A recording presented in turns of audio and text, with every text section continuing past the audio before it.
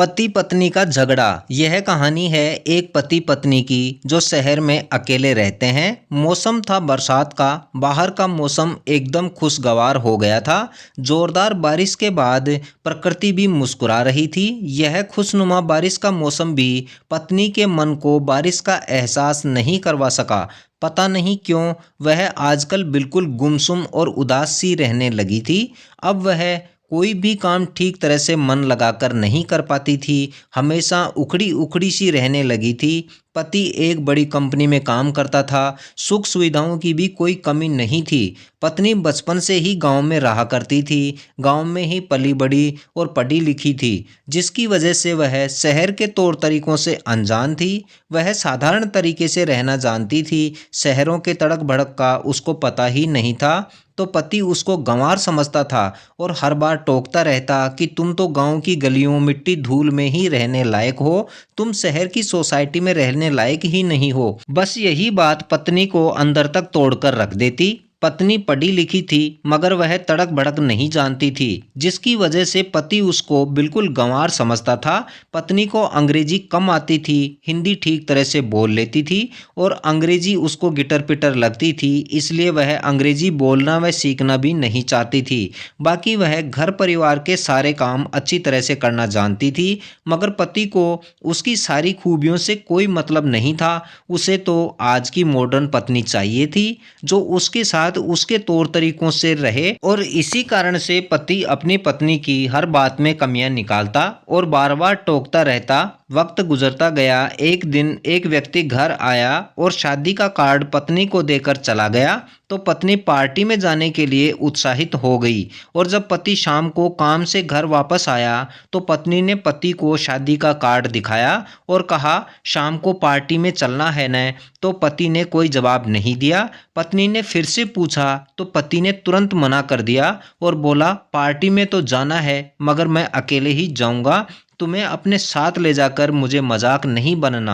बस इन्हीं शब्दों ने पत्नी के मन पर इतनी गहरी चोट कर डाली कि वह उस दिन के बाद पति से कभी भी बाहर जाने घूमने की फरमाइश तक नहीं करती और पहले से भी ज़्यादा गुमसुम रहने लगी। और पति से भी अब वह बहुत कम बोलने लगी थी। मगर पति को इसका खास फर्क नहीं पड़ा, क्योंकि वह घर आने के बाद भी अपने ही कार्यों में लगा रहता था और पत्नी गुमसुम सी रहती। धीरे धीरे पत्नी को भी लगने लगा कि वह वास्तव में ही गंवार है। उसको शहरों में रहने का कोई अता पता नहीं है और वह खुद को हीन समझने लगी। और उसकी ऐसी हालत हो गई कि जब भी कोई बोलता तो उसको बहुत बुरा लगता। वह ना किसी से बोलना चाहती थी, ना कुछ सुनना चाहती थी। और पति को देखकर तो वह अब बहुत ही असहज महसूस करने लगी थी। वह पति के सामने खुद को गंवार मानने लगी थी। पति ने भी इस बात पर ज़्यादा ध्यान नहीं दिया और वह अब पत्नी को पहले से भी ज़्यादा सुनाने लगा था। कभी खाने को फेंक देता, कभी रोटी में कमी निकालता और हमेशा पत्नी को डांटता रहता था और कहता, तुम्हें खाना तक सही से बनाना नहीं आता है, गंवार कहीं की। बेचारी पत्नी कुछ भी नहीं बोल पाती, बस रसोई में जाकर आंसू बहाने लगती। आजकल पत्नी को चीज़ें ठीक से याद भी नहीं रहती थी, जिसकी वजह से वह हर काम में अपनी ही गलती मान लेती। पति बिना गलती के भी डांटता, कुछ सुनाता तो वह बेचारी चुपचाप सुन लेती और आंसू बहाकर बैठ जाती। आजकल वह एक बीमार व्यक्ति के जैसे लगने लगी थी। ना उसका मन लगता, ना कोई काम करने का मन करता और ना ही उसको चीज़ें ठीक से याद रह पाती थी। और इस बात का एहसास अब पति को भी होने लगा था और इसी बात को लेकर पति भी आजकल चिंतित रहने लगा था कि कहीं पत्नी किसी गंभीर बीमारी से ग्रसित ना हो जाए। और यही सोचकर पत्नी को डॉक्टर के पास ले गया। कुछ दिन दवाइयाँ ली मगर कोई फायदा नहीं हुआ तो पति को और अधिक चिंता सताने लगी। उसने दोबारा दूसरे डॉक्टर को दिखाया मगर फिर भी कोई फायदा नहीं हुआ। तो डॉक्टर ने उनको मनोचिकित्सक से परामर्श लेने की सलाह दी। तो पति ने अगले दिन ऑफिस से छुट्टी कर ली और मनोचिकित्सक के पास पहुंच गए। बहुत देर के बाद उनका नंबर आया तो वे डॉक्टर के केबिन में पहुंचे। केबिन में जाकर देखा कि डॉक्टर भी उनके खास परिचित ही थे। पति ने डॉक्टर को सारी बातें बताई तो डॉक्टर ने कहा, मैं आपकी पत्नी से 15 मिनट बात करना चाहता हूं, आप बीच में मत बोलिएगा। और डॉक्टर ने पत्नी से पूरी बात जानने के बाद डॉक्टर भी बीमारी को पूरी तरह से जान चुके थे।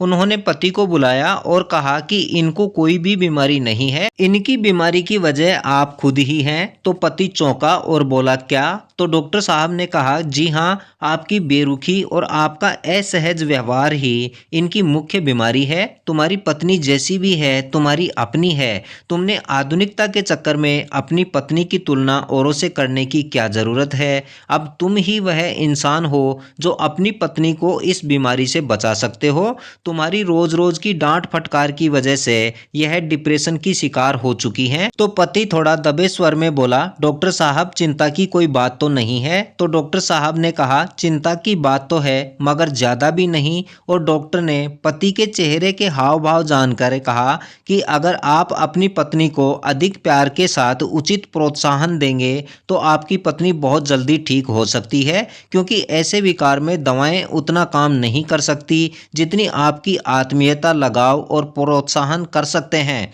और आप ना चाहते हुए भी इनकी छोटी छोटी बातों पर इनकी तारीफ करें और यह अपने आप ठीक होने लगेंगी। ठीक है, अब आप जाइए, इनको घर ले जाइए और इनका ख्याल रखिए। इतना कहने पर पति पत्नी दोनों वहां से उठकर घर आने लगे। और रास्ते में पति अपने आप को कोसता रहा कि इस बेचारी की अच्छी भली सेहत के साथ मैंने यह क्या कर दिया, और अब इसका हर प्रकार से ध्यान रखने की सोचने लगा। अब पति पत्नी घर पहुंच चुके थे। अब पति ने अपने व्यवहार में बदलाव लाना शुरू कर दिया। वह अब अपनी पत्नी से बहुत ही अच्छे तरीके से बातें करता, उसके हर काम की तारीफ करता और उससे बहुत ही प्यार व सम्मान के साथ में पेश आता।